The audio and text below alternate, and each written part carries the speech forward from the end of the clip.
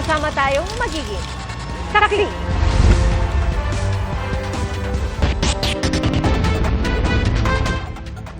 Hindi pangkaraniwan ang pag-uga ng Biliran Bridge na nagdurugtong sa Biliran Province sa mainland Leyte. At sa isa pang video makikita ang pagtaas-baba ng mga arko. Hindi pa malinaw kung bakit ganito ang nangyayari sa tulay. At sa DPWH, bawal munang daanan ng heavy equipment vehicle ang tulay dahil sa malakas na hangin at traffic. Tanging mga light vehicle lang ang pinapayagan gaya ng passenger van at SUV. At ang mga bus naman, magbababa muna ng pasahero bago makadaan. Abiso nila sa publiko magdoble ingat habang isa-isang tumatawid.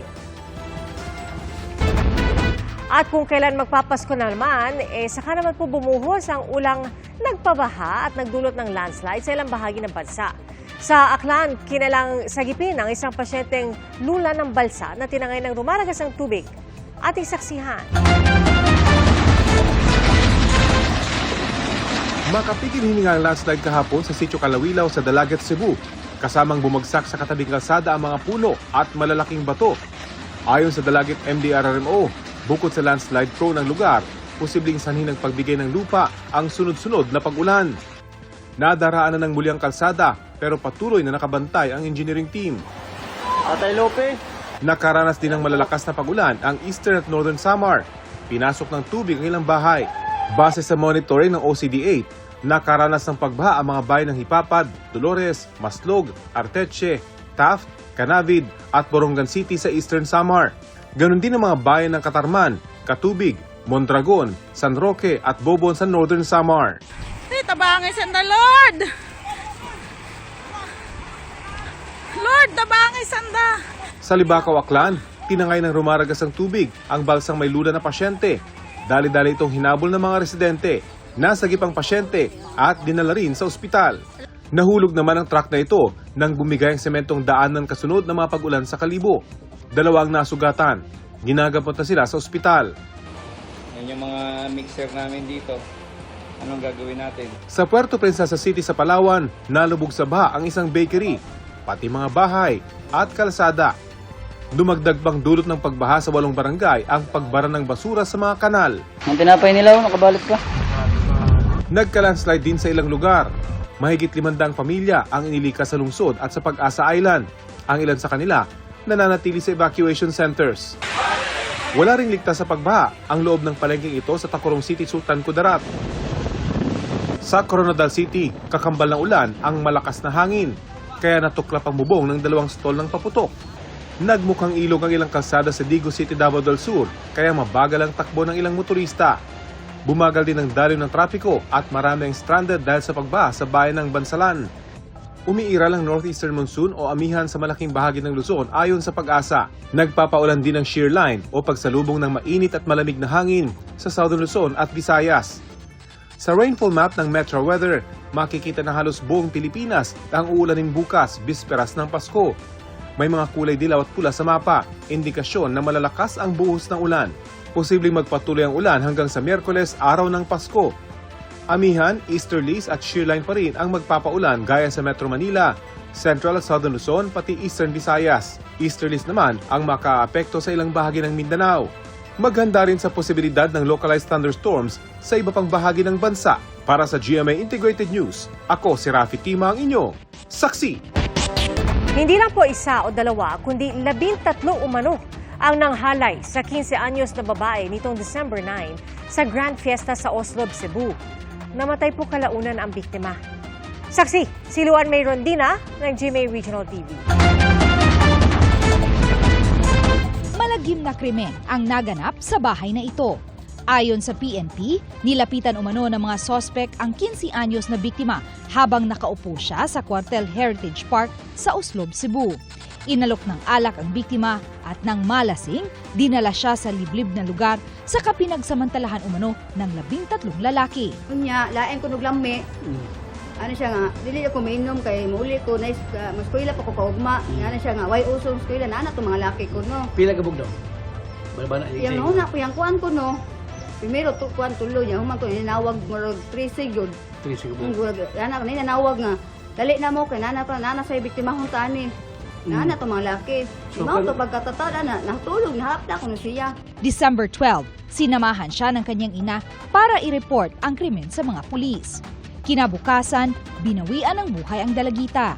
Titignan po natin yan dahil ang paalam po kasi ng ating biktima sa kanyang nanay ay siya lamang po ay aalis at kasama yung kanyang boyfriend to attend nga po yung fiesta. So malaki po ang kailangan i-explain po ng kanyang nobyo bakit nangyari po dito sa biktima. Sa backtracking ng CCTV, lumabas na dayo mula sa Dalaget ang mga sospek. 4 sa kanila ang arestado. Edad 18 anyos hanggang 20 anyos ang mga sospek. 2 sa kanila ang magkapatid habang kabarkada nila ang 2 pa. Base na rin po ito sa naging backtracking ng mga CCTV at mga interviews doon sa mga witnesses na di umano itong apat na nasa custody na po ng CIDG at iba pa po ang responsable sa nangyari di umanong panggagahasa dito nga po sa ating minor na biktima. We have yet to check, sir, kung na ay criminal records, but we will work on that, sir. Inihahanda na ng pulisya ang kasong statutory rape laban sa mga sospek. Natapos na rin po ma'am yung autopsy, although iniintay po natin yung histopathology result po kung to determine po yung cause of death po ng bata. Para sa GMA Integrated News, ako si Luan Merondina ng GMA Regional TV, ang inyong saksi. Inalis na po ang purchase booklet ng senior citizens bilang requirement para makakuha ng diskwento sa bibilhing gamot. Batay po yan sa nilagdaang administrative order ng Health Department. Bago po yan, kailangan ipakita ang naturang booklet sa mga botika kasama ng valid ID at reseta ng doktor. Sa ilalim po ng Expanded Senior Citizens Act of 2010, may 20% discount at exempted sa VAT ang mga senior citizen kapag bibili ng gamot. Kanya-kanya na pong diskarte ang mga pasaherong patungong Bicol sa PITX ngayong apektado pa rin ang biyahe dahil sa matinding traffic sa Camarines Sur. At saksi live, si Nico Wahe. Nico? Pia, delayed pa rin hanggang ngayon ang mga bus na galing Bicol. Kaya naman may ilang mga pasahero na patungong Bicol na bumili na lang ng bagong ticket sa ibang bus na makakabiyahe na ngayong gabi. Hindi sira ang escalator na ito sa PITX. Sinadyayang hindi paganahin para gawing pilahan ng mga pasahero na panay Cavite. Umabot na kasi sa second floor ang haba ng pila. Nakakainis. Kasi ang haba po ng pila ngayon. Ako sobrang stress. Napakaba ng pila, ang dami namin mga dala. Ang estudyanteng si Mark, inasahan naman na raw ang ganitong pila, lalo't sabay-sabay ang uwi ng lahat. Maikli pa nga raw ito. Dahil yung mga nauna niya raw biyahe, umabot pa sa third floor ang ikot ng pila. Expected ko siya kasi nung November 1, mas mahaba yung pila. So, nagulat ako, hanggang second floor lang siya, so hindi na bago sa akin. Ayon sa information desk sa PITX, may mga bus naman daw. Sadya lang marami ang pasaherong sabay-sabay umuwi para humabol sa Pasko. Sa mga pabikol naman, may ilang biyahe na delayed na dahil pa rin sa traffic sa Camarines Sur. Medyo mabagal lang kasi sobrang traffic sa Lupi. Nadidelay talaga ang mga bus. Ang schedule na adjust na lang.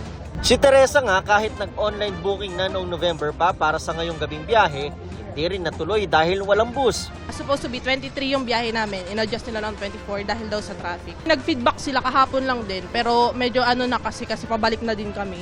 So hindi kami na-inform ng medyo maaga. Kaya ang remedyo, bumili na lang ng bagong ticket sa ibang bus na bibiyahe ngayong gabi para makahabol sa Noche Buena bukas. Double payment kami para lang makauwi. Ang pamilya naman ni Geraldine, swerteng may nakuha pang ticket kahit walk-in para makabiyahe pa Naga ngayong gabi. Pasalamat pa rin po kasi kahit last 2 minutes na, meron pa rin bus. Akala namin bukas pa or mga ilang kasi na din talagang ang dami ng mga pasahero.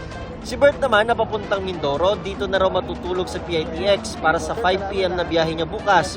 May daraanan pa naman daw siya sa agency niya bukas. Okay lang para maghihintay na lang kami para makauwi din sa sa pamilya po namin. 2 araw bago magpasko, may pagbigat pa rin ang traffic sa ilang bahagi ng Andaya Highway sa Lupi, Camarines Sur. Bahagyang nabawasan ang haba ng pila ng sasakyan, pero mabagal pa rin ang usad. Nagsisimula mabigat na daloy sa mga lugar na kinukumpuni ng DPWH. Yung papasok po papuntang Bicol ay mas marami po yung sasakyan dyan. at yan po yung monitor namin, medyo nag-improve, naging light to moderate na. Yung papunta naman po from Bicol to Manila, light to moderate na rin po. Pia, sa mga oras na ito ay humupa na yung dami ng tao dito sa PITX. Yung pila din ng mga pasahero, napakabite, nawala na rin yung mahabang pila na in-report natin kanina. At kaugnay naman sa seguridad, may mga nakita tayong pulis na umiikot dito sa PITX. Meron ding mga K9 unit na nag-iikot para masiguro na ligtas ang biyahe ng mga pasahero.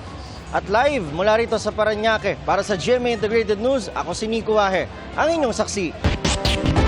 Sa Batangas Port, sa pila na inabutan ng antok at gutom, ang ilang bumabiyahe pa uwi sa kanilang mga probinsya. Kinailangan pang isara pansamantala ang terminal kahapon dahil sa sobrang siksikan. Mula sa Batangas Port, saksi live si Marisol Abduraman. Marisol?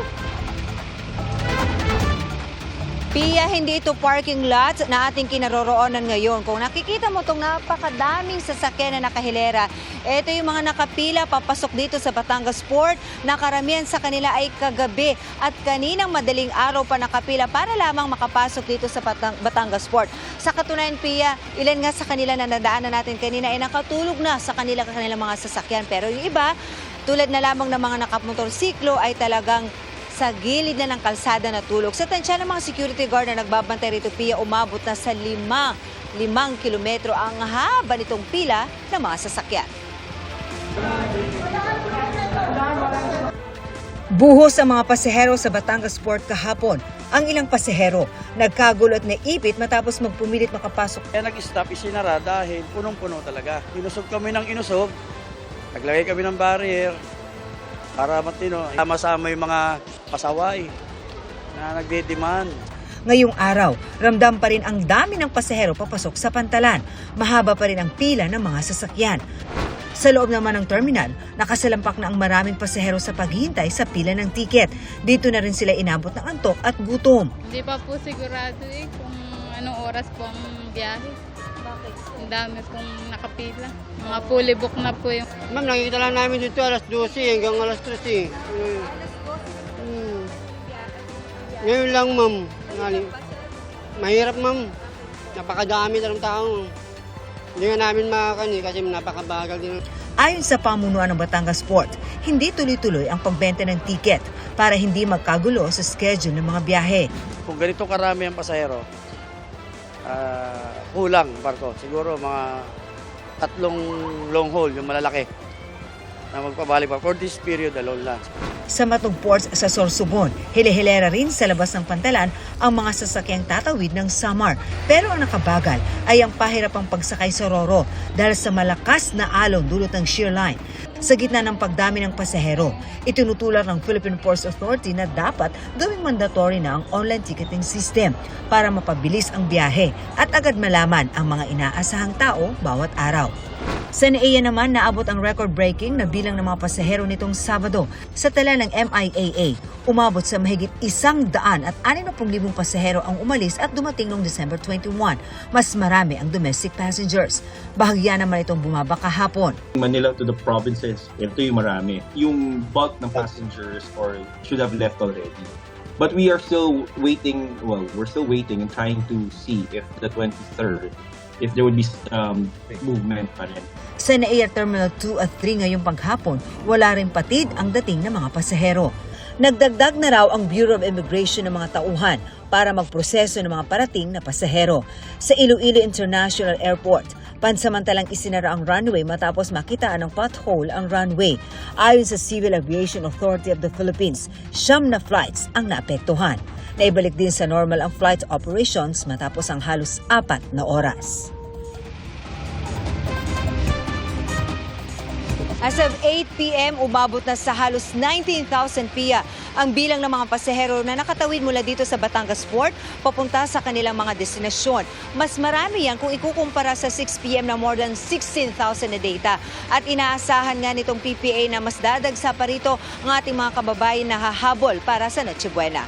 Live mula rito sa Batangas Port para sa GMA Integrated News. Ako si Marisol Abduraman, ang inyong saksi. Mga kapuso, maging una sa saksi. Mag-subscribe sa GMA Integrated News sa YouTube para sa iba't ibang balita.